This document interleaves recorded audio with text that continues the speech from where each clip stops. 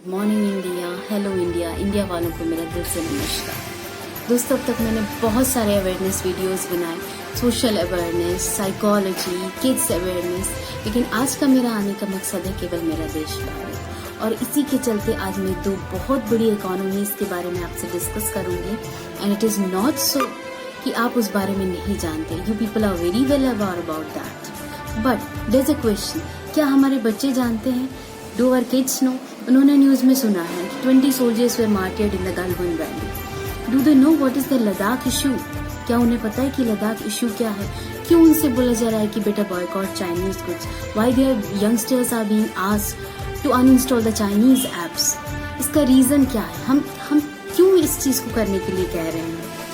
एक और बहुत बड़ा बेसिक मुद्दा है, वो ये है कि बैटल फील्ड में तो सोल्जर्स जो हैं वो अपनी बुलेट्स से हमारी सेफ्टी कर रहे हैं, हमारी कंट्री को सेव कर रहे हैं, they saving our nation, they saving our borders, but we can not shoot and go at the borders and shoot, but we can do one thing, we can corrupt our enemies through our wallets. If they are occupying, if they are capturing our wallets, we can help our nation, we can help our soldiers through our wallets. और वो कैसे, वो मैं आपको इस video के माध्यम से बताऊंगी. एंड वन मोर थिंग, आप सभी जानते हैं जो मैं बोलने वाली हूँ, इकोनॉमी भी आप जानते हैं, इशू भी आप जानते हैं, लेकिन हमारे किड्स को ये जानना बहुत जरूरी है जिससे कि वो दिल से चाइनीज प्रोडक्ट्स को बॉयकॉट कर सकें, चाइनीज एप्स को अनइंस्टॉल कर सकें. और इसी के चलते आप अपने किड्स को ये वीडियोस जरूर दिखाएं, उनकी नॉलेज इंप्रूव करें और उनको देश के लिए थोड़ा सा a bit of patriotism जो है वो उनके अंदर प्रोवोक हो. That's my main theme of coming today in front of you. Let's see. Economic issues से ज्यादा जरूरी हमारे लिए ये जानना है कि what is the Ladakh issue, जिसकी वजह से जो है गलवन वैली में जो 20 सोल्जर्स का जो मार्टिरडम हुआ है उसके पीछे रीजंस क्या है. So kids listen very carefully. Ladakh is a place on earth. Ladakh is a spot on earth known for its tranquil and scenic beauty. It's famous around the globe. During the reign of Maharaja Ranjit Singh, it was annexed into the Sikh kingdom. And then when Britishers came, they added them as a part of Jammu and Kashmir. उसके बाद जब independence के बाद इन 1947 अक्टूबर 1947 में महाराजा हरी सिंह ने India का लद्दाख को एक इंडिस्पेंसिबल पार्ट बना लिया. नो डाउट इसका कुछ हिस्सा ऑलमोस्ट अबाउट 5180 स्क्वायर किलोमीटर जो है वो पाकिस्तान के पास था. पाकिस्तान ने हमेशा इंटेंशनली बहुत कोशिशें की पूरे लद्दाख को कैप्चर करने की, बट इट ऑलवेज फेल्ड, क्योंकि ऐसा हमेशा होता आया है. जो पाकिस्तान के जो नाकाम इरादे जो होते हैं उसको इंडिया हमेशा फेल करता है. Still it happened at the time of Zulfikar Ali Bhutto जो थे, वो पाकिस्तान के फॉरेन मिनिस्टर थे उस वक्त के. उन्होंने साइनो पाक एग्रीमेंट करके पाकिस्तान ऑक्यूपाइड लद्दाख जो है वो चाइना को दे दिया. और 5180 किलोमीटर्स मिलने के बाद चाइना की जो इंटेंशंस थी, चाइना के इरादे थे कि उनको पूरा 43,000 स्क्वायर किलोमीटर्स जो एरिया है लद्दाख का वो सारा उनका हो जाए. तब से अरुणाचल प्रदेश और लद्दाख पर चाइना की बुरी नजर है. इसको कहते हैं the bitter game of annexation जो कि चाइना कर रहा है. पहले इकोनॉमी को डिस्टर्ब करना और उसके बाद जो है लैंड को कैप्चर करना, किसी भी देश की धरती को, किसी भी देश की मिट्टी को अपने अंडर में लाना, ये है चाइना की रॉन्ग इंटेंशन. दोस्तों, जब किसी कंट्री की इंटेंशंस वॉर की होती हैं तो वो हर डायरेक्शन से अपोजिंग कंट्री को सप्रेस करने की कोशिश करते हैं. पर्ल ऑफ स्ट्रिंग्स एक टर्म है जो चाइना में यूज होता है. इसका मतलब ही ये है कि हम स्ट्रैटेजिक इन्वेस्टमेंट्स करके किसी भी अपोजिंग कंट्री, जिस कंट्री को हमें एनेक्स करना है, उसकी इकोनॉमी को वीक करेंगे. ऐसा क्यों होता है मैं आपको बताती हूँ. वर्ल्ड बैंक या IMF जो है इंटरनेशनल मॉनेटरी फंड, वहाँ से जब भी किसी डेवलपिंग कंट्री को फंड्स की जरूरत होती है उसमें बहुत सारे क्राइटेरियाज फॉलो करने पड़ते हैं. उन क्राइटेरिया से बचने के लिए जो डेवलपिंग कंट्रीज हैं वो चाइना के आगे हाथ फैलाती है. चाइना नो डाउट उनकी हेल्प करता है, बट उसके कुछ हिडन इंटेंशंस होते हैं.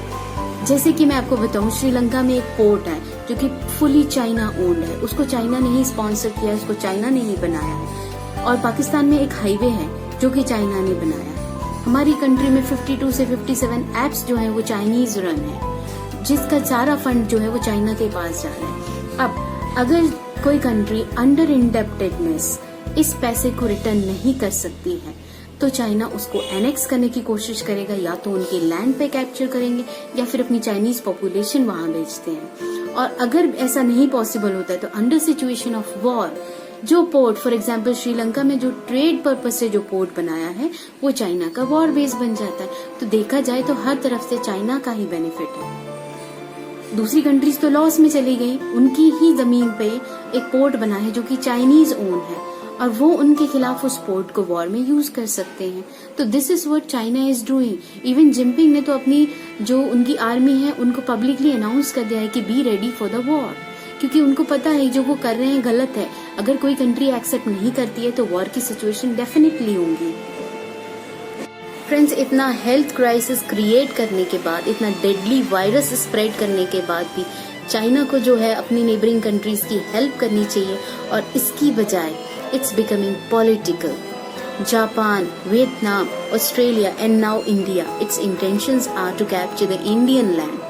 So my purpose of making this video is only that it's becoming a termite for our economy और हम इस वीडियो के माध्यम से ये मैसेज देना चाहते हैं सोसाइटी को, हमारे यंगस्टर्स को, हमारे किड्स को कि जितना जल्दी से जल्दी हो सके आप चाइनीज प्रोडक्ट्स को बायकॉट करें, चाइनीज एप्स को जो है अनइंस्टॉल करें।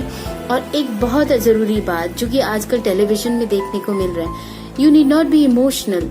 जो चीज परचेज हो चुकी है, जो आप ले चुके हैं, Chinese gadgets, Chinese electronic items, उनको अगर आप डिस्ट्रॉय कर रहे हैं तो उससे चाइना का कोई नुकसान नहीं है, that's already done.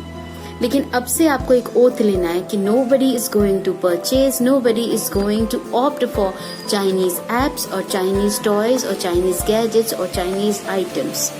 That's the purpose of me making this video in the nation's interest, and I want my youngsters, my young generation, my kids, my students to know what's the reason behind their parents, why media, why society is asking them to boycott China and boycott Chinese products.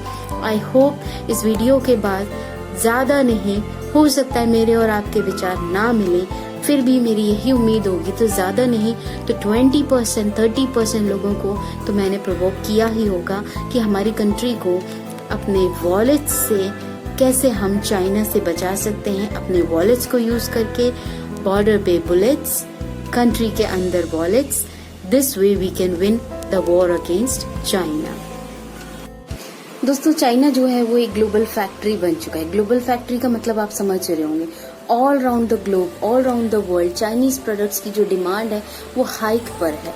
China एक ऐसी economy है आज की date में जिसने 3% से global economy का 25% capture करने में बहुत ही कम समय लगाया। 80 to 90% of our shoes, laptops, ACs and mobiles are Chinese owned. Canon, MI, Xiaomi, ये सारी कंपनीज चाइनीज ओन है। हम they all are Chinese owned. तो इस वीडियो के माध्यम से मेरा गवर्नमेंट से भी एक अपील है। आजकल एक बड़ा ट्रेंड चला हुआ है आत्मनिर्भर भारत। आत्मनिर्भर भारत कैसे बनेगा? जब हम चाइनीज प्रोडक्ट्स को बॉयकॉट करने की पोजीशन में होंगे। नो डाउट हमें उन्हें करना है, पोजीशन में हो या ना हो, बट इस जगह पर, इस प्लेस पर गवर्नमेंट की भी एक ड्यूटी बनती और वो ये है कि जब सिटीजन्स जो हैं वो चाइनीज एप्स को बॉयकॉट करेंगे, चाइनीज प्रोडक्ट्स का यूज स्टॉप करेंगे, तो गवर्नमेंट की ड्यूटी है कि चाइनीज एप्स और चाइनीज प्रोडक्ट के रिप्लेसमेंट में हमें उनसे भी बेटर और एडवांस प्रोडक्ट्स और एप्स डेवलप करके दे, जिससे कि सिटीजन की ईज और उनकी वर्क फैसिलिटी बनी रहे। तो मेरे इस वीडियो को बनाने का मतलब यही है कि हम देश के लिए कुछ करें और देश कुछ हमारे लिए करे। जय हिंद, जय भारत।